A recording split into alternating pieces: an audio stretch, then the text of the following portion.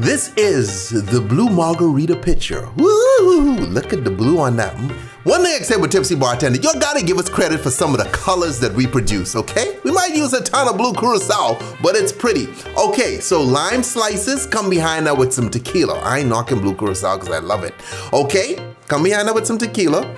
Once we've done with our tequila, then we follow it up with some triple sec, okay? Triple sec is an orange liqueur for those of you who aren't familiar, all right?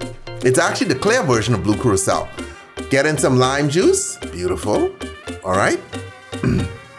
Come behind with some agave nectar. Okay, we going deep. Woo-hoo-hoo. All right, get our little stir on. Okay, what we doing next? Then we come behind that with some blue Curaçao, okay? So blue Curaçao, like I was telling you guys, is just the blue version of triple sec. They're both orange liqueurs. Get a little stir in, okay? And then we pour into our glass.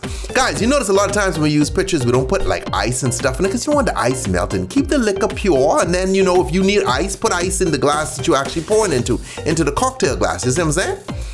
Stay tipsy, my friends. Stay tipsy. Am I drinking? Yeah, delicious. Later, tipsybartender.com.